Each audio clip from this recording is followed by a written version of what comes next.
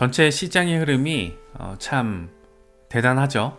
특히 최근 30일 동안의 변동성을 보면 안 좋았습니다. 마이너스에 특히 솔라나, 도치코인이 많이 빠졌네요. 거의 30% 가까이 지금 조정이 왔는데 트럼프 관련 테마주의다 보니까 엄청난 폭등 이후에 나름의 굉장히 선명한 조정 양상도 보여주고 있습니다. 도치 같은 경우가 지금 재밌는 게 굉장히 크게 상대적으로 탑10 중에서 크게 조정을 받고는 있는데 이 와중에 고래들의 매집이 이어지고 있다는 것도 되게 재미있는 포인트 지점이 아닌가 생각됩니다. 과연 최근 한 달 동안 알트들이 피를 조금 흘렸는데 이런 흐름들이 2021년을 맞이하게 되면서 어떤 방향성을 보이면서 흘러가게 될 것인가 상당한 여러 가지 생각을 갖게 만드는 그런 부분입니다. 알트 시즌 인덱스 살짝 오르긴 했는데 그래봤자 51, 아직 갈 길 엄청 많이 남아있고 75까지 과연 우리가 바라고 기다리는 알트 시즌 언제 어떻게 어떤 방식으로 어느 정도 사이즈로 펼쳐지게 될 것인가 그런 생각들 좀 갖게 만들어주죠. 모르긴 몰라도 비트코인이 지금 현재 자리에서 아래 위로 한 1-2% 안팎의 흐름을 보이면서 안정화 국면을 보여준다라면 그때부터 알트들로의 자금 유입을 통해서 알트 시즌이 스멀스멀 펼쳐지게 되지 않을까 그런 생각이 좀 들긴 합니다. 올해 암호화폐 시장 전망과 관련해서 여러 기관들이 나름의 여러 가지 포인트 지점에 방점을 찍고 이야기를 하고 있습니다. 조지아 커스터디 같은 경우에는 미국, 유럽 등의 규제 명확성 강화에 따라서 2025년은 암호화폐 성장의 가장 핵심적인 한 해가 될 것이다. 기업, 기관 투자자 참여에 따른 실물자산 토큰화는 암호화폐 시장 잠재력 발휘에 있어서 중요한 역할을 할 것으로 전망된다. 실물자산 토큰화를 얘기할 수밖에 없죠. 커스터디 기업이니까. RWA와 커스터디 한 어떤 페어로 보면 될 것 같고, RWA 같은 경우에는 우리가 수십 번 짚어봤지만 블록체인 시대가 본격화되고 가속화되면 될수록 주목받을 수밖에 없다. 왜? 지금 현재 실물 자산이 토큰화되면서 블록체인 상으로 옮겨오는 것이기 때문에 국채, 증권, 부동산, 미술품 이런 실물 자산의 토큰화 이런 것들이 얼마나 중요한지에 대해서는 우리가 너무 많이 짚어봤기 때문에 잘 알고 계실 거라고 생각이 되고, 조지아 커스터디 기업답게 실물자산 토큰화에 방점을 찍고 있다는 거 굉장히 의미 있게 느껴지는 그런 부분입니다. 로빈후드, 암호화폐와 인공지능의 교차점에 주목해야 한다. 스테이블코인, 실물자산 토큰화, 암호화폐로 구동되는 디지털 로열티 카드 등이 기대가 된다라고 이야기를 하고 있습니다. 여기서는 이제 포인트 키워드는 AI 그리고 RWA 실물자산 토큰화겠죠.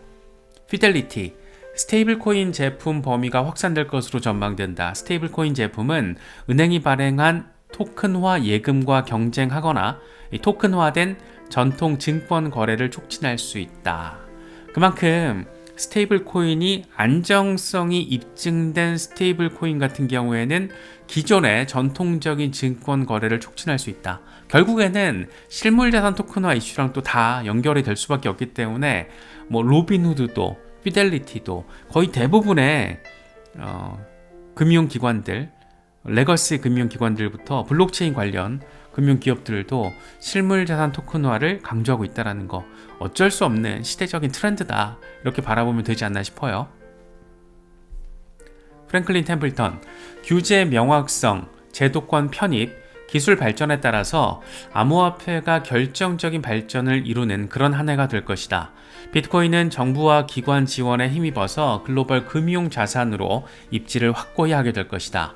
일부 국가에서는 비트코인을 전략적인 준비 자산으로 채택할 것으로 전망된다.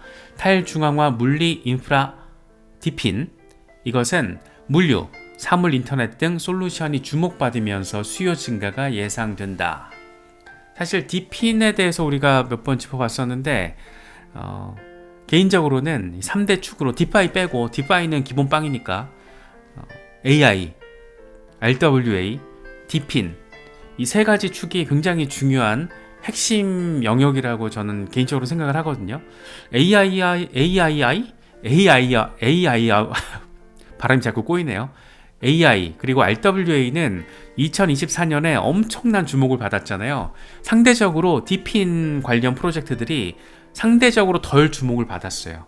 그래서 디핀 관련 종목들 가장 대표적으로 디핀 테마의 대장 파일코인 같은 친구들 뽑을 수가 있는데 어떤 친구들이 어느 정도 시장에 관심을 받고 있고 어떤 흐름을 보이고 있는지 이런 부분들은 체크를 해보시면 대충 감이 오실 겁니다. 그래서 디핀 역시 떠오르고 있는 굉장히 중요한 테마인데 아직 AI나 RWA만큼은 재미를 못 봤다. 이 정도로 정리할 수 있지 않을까 싶어서 개인적으로는 2025년에 디핀 프로젝트가 좀 주목을 받으면 좋겠다.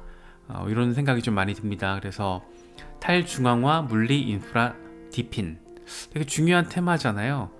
당장 클라우드 시스템만 하더라도 이거를 블록체인화 시킨다라고 생각하면 야 이게 진짜 어떻게 될까 이런 생각 많이 드는데 그래서 이 3대 축에 대해서는 어떤 프로젝트들이 있는지 어떤 내용을 가지고 어떤 흐름을 보이고 있는지 늘 말씀드리지만 아주 간단합니다. 코인마켓캡 들어가셔가지고 테마별로 잘 분류가 되어 있으니까 클릭 몇 번만 돌리시면 된다라는 거. 그래서 이런 부분들은 새해 전략 짜시는 데 있어서 굉장히 중요한 포인트 지점이다라고 표현할 수 있지 않을까 개인적으로는 생각이 됩니다. 스탠다드 차타드 마이크로 스트래티지와 미국 비트코인 현물 ETF 등 기관 수요가 증가함에 따라서 비트코인은 올해 말에 20만 달러까지 상승할 것으로 전망된다. 이더리움 역시 현물 ETF 순유입세에 힘입어서 올해 연말 10,000달러까지 상승할 것으로 기대된다. 나머지 알트코인들은 변동성이 더 클 것이다. 일단 비트코인과 이더리움에 대한 굉장히 안정적인 전망을 강력하게 이야기를 하고 있습니다. 비트코인 20만 달러 시대, 이더리움 10,000달러 시대가 과연 가능할 것인가, 이런 핵심적인 관전 포인트에 대해서 가능하다라고 이야기를 하고 있는데 누가? 스탠다드 차타드가. 이게 또 더 재미있게 느껴지는 부분이죠. 분석가 크로우가 이런 얘기를 합니다. 프랙탈에 대해서 이야기하려는 건 아니다. 하지만 차트를 보고 있으면 또 비슷한 느낌이 있으면 이더리움 역시 비슷한 움직임을 보일 것 같다. 위쪽이 지금 비트코인 흐름이고 아래쪽이 이더리움의 흐름인데 프랙탈이 사실 좀 비슷하게 느껴지는 부분이 있고 결국에는 이러다가 이렇게 가지 않을까? 이런 얘기를 지금 하고 있습니다. 이더리움 강세에 대한 어떤 이야기들이 최근 며칠 사이에 굉장히 전폭적으로 나오고 있는데 일단 알트 대장이기 때문에 무조건 잘 가져야지 나머지 알트들의 흐름을 견인할 수 있다. 이런 측면에서 더 중요하다라고 바라볼 수 있을 것 같습니다. 테이트레이더 앨런, 이더리움 일간 차트를 통해서 골든 크로스가 이제 곧 나올 것 같다. 250 단순 이동 평균 SMA와 100 SMA가 교차하려고 하는데 여기서부터 빵 하고 스파이크가 나올 수 있다라고 4,700달러 랠리 가능성을 이야기를 하고 있습니다. 상반기도 아니고 한 1분기에 우리가 충분히 기대를 해야 되고 현실화돼야 하는 그런 가격대가 아닌가 생각이 되는 것은 꼭 기분 탓만은 아닌 것 같습니다. 애쉬크립토, 이더리움은 1분기에 큰 폭으로 상승할 것이다. 첫 번째, 월간 차트에서 커벤앤들 패턴이 형성됐고, 두 번째, 11월 선거 이후에 32억 달러가 유입됐고, 세 번째, 장기 보유자의 비율이 비트코인보다 높고, 네 번째, 지난 두 번의 반감기 이후에 518% 그리고 161% 상승했다. 이더리움 5,000달러 불가피한 가격이다 라고 이렇게 전폭적인 이야기를 하고 있습니다. XRP 지난 1년 동안의 흐름입니다. 1년 동안 239.74% 폭등을 했습니다. 정말 0.6달러에서 심정지 온 것 아니냐 참 비아냥거리는 사람들 많았는데 결국에는 XRP가 전폭적인 폭등을 만들어내면서 지난해 하반기 우리를 엄청 아주 많이 행복하게 만들어준 그런 효자 종목이었죠. 3달러 근처까지 갔다가 지금 조정을 받고 있는데 2달러 위에 자리를 하고 있어서 상당히 이 상황 자체가 의미 있다라고도 평가할 수 있을 것 같습니다. 역시 인내와 기다림, 시간의 힘을 믿는다는 것이 얼마나 큰 힘이 있다라는지 그런 부분들을 우리가 느낄 수 있었던 프로젝트 XRP였습니다. 사실 XRP 같은 경우에는 지금 급격한 폭등 이후에 조정을 받으면서도 2달러 위에 자리를 하고 있는 것은 대기 호재들이 올해 지금 산적해 있기 때문입니다. 무엇보다 가장 중요한 건 소송, 항소심이 종료될 수 있다라는 그 가능성과 기대감, 두 번째로는 IPO 가능성, 세 번째로는 XRP 현물 ETF. 이 세 가지 이슈가 워낙 굵직한 데다가 특히 이제 올해부터 스테이블 코인 RLUSD가 본격적으로 이제 사용이 되면서 XRP와의 관계성, 특히 XRP의 시세에 있어서 어느 정도 시너지를 내줄 것인가, 이런 부분들까지 한 4가지 정도가 굉장히 흥미로운 관전 포인트입니다. 그래서 하나하나 또 임팩트가 크다 보니까 지금 현재 XRP 시세를 유지시켜 주는 거 아닌가, 뭐 그런 생각이 들기도 합니다. 이 와중에 스튜어트 알데로티가 SEC를 날리는, 돌려가는 그런 멘트를 또 강하게 이야기를 하더라고요. SEC의 관할권은 증권 거래만 포함한다. 간단한 자산 매각은 규제할 수 없다. 헛소리 그만하고 짜그러져 있어라 라는 얘기를 지금 또 이렇게 하고 있어요. 금광에 대한 계약상의 권리, 소유권, 지분이 있는 골드바 판매, 이런 것들은 증권 거래에 해당될 가능성이 높다. 반면 판매 뒤 권리, 의무가 없는 골드바의 경우에는 단순한 자산 매각으로 SEC가 이걸 규제할 수 없다. 이거 지금 암호화폐가 이런 상황이라는 거에 비유하고 있는 거죠. 암호화폐 토큰이 잠재적으로 증권에서 비증권으로 진화할 수 있다라는 이론이 주장되고 있다. 하지만 이거는 법적 근거가 없는 조작된 오류일 뿐이다. 암호화폐는 암호화폐인 거고 왜 비증권이라는 타이틀이 붙냐, 상품이다, 이런 뉘앙스로 지금 SEC의 규제권이 가지고 있는 문제점에 대해서 이야기를 장문을 통해서 하고 있는데, 얘네 지금 뭐 있나라는 생각이 지금 드는 거죠. 뭐 들었나? 관계자들 사이, 그러니까 새로운 리더십 구축을 앞두고 있는 SEC에서 뭔가 들었나? 소송 이제 종료되는 건가? 아니면 미국 행정부 친암호화폐적인 스탠스 관계자들로부터 뭔 얘기 들었나? 뭐 이런 얘기들이 지금 또 나오고 있는 거예요. 그래서 소송 종료라는 게 뭔가 벌어질 수도 있겠구나, 부지불식간에. 특히 이제 1월 20일에 트럼프 취임식 날 새로운 SEC 위원장이 자리를 앉게 되면 뭔가 전폭적인 움직임 중에서 가장 손쉬운 카드 가운데 하나가 이런 거 아닐까. 뭐 리플 소송을 비롯해서 암호화폐 업계와의 소송 자연스럽게 정리를 하는 거. 두 번째로 꼽을 수 있는 것은 지금 신청이 들어온 알트코인 현물 ETF 승인하는 거, 아니면은 이더리움 ETF의 스테이킹 기능 추가시키는 거 승인만 하면 되는데, 뭐 이 정도 한 3가지 정도는 뭐 어렵지 않게 SEC가 기존 SEC와 다르다라는 것을 전폭적으로 보여줄 수 있는 뭐 그런 카드가 아닌가 싶어요. 그래서 그런 것들에 대한 기대감을 부추기는 그런 멘트로 지금 커뮤니티에서는 해석이 되고 있는 그런 모습입니다. XRP 단기 흐름과 관련해서 일간 차트, 하강 삼각 패턴 형성됐다. 1.95달러 유지되는 한 돌파 임박 예상 가능하다. 타깃은 1차 2.22달러, 그리고 2.72달러, 2.9달러, 5.85달러. 일단 3달러 돌파하면서 역사적인 고점 만들어내고 4달러. 지금 4달러 전망이 엄청 많다라는 거 우리가 며칠 동안 짚어봤잖아요. 그러고 나서 5.85달러까지 가능하다라는 것을 다른 사람도 아니고 굉장히 드라이한 분석을 주로 하는 다크디펜더 아저씨가 얘기를 하고 있습니다. 중요 지지라인은 1.95, 1.88, 1.63. 다행히 아직은 1.95달러까지 빠지진 않고 있는데 지금 정도에서 잘 이렇게 그냥 나아가면 좋겠다, 뭐 그런 생각이 좀 많이 드는 건 어쩔 수 없는 것 같습니다.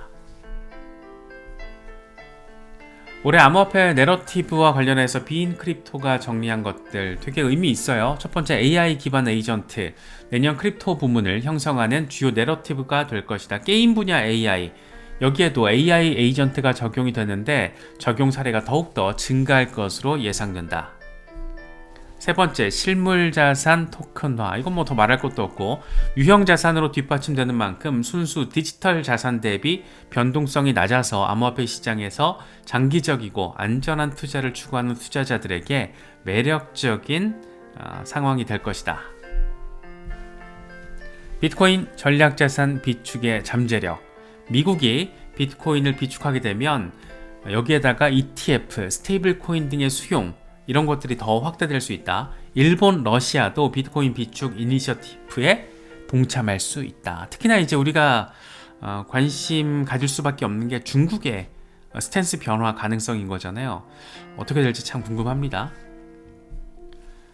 특히나 글로벌 암호화폐 채택 증가, 올해 암호화폐 도입에 있어서 우호적인 평가가 예상된다. 미국, 유럽연합의 규제 등 변화에 있어서 특히나 이런 접근 방식을 용이하게 만들 것이다. 여섯 번째, 신흥경제권의 스테이블 코인. 일부 국가가 금융 배제, 공급망 비효율성, 경제적 불안정 등의 중요 과제를 해결하기 위해서 블록체인 응용 프로그램을 모색하고 있는 상황이다. 재밌는 상황이에요. 특히나 중동, 북아프리카, 이 메나 지역에서 지금 펼쳐지고 있는 상황들, 그리고 신흥경제국들에서 벌어지고 있는 상황들, 이런 것들이 되게 재밌게 느껴집니다. 그래서 올해는 어쨌든 긍정적인 제도들이 되게 많기 때문에 단기적으로 폭등 이런 거 기대한다라기보다 작년 1년 동안 펼쳐졌던 그런 흐름을 반추하면서 이게 스멀스멀 그러다 빵 한번 오는 거잖아요. 일단 빵 한번 지금 오고 나서 조정 양상을 보이고 있기 때문에 하루 이틀 자고 일어나면 내일 모레 폭등 와 있겠지 이런 식의 생각은 사실 조금 아마추어적이죠.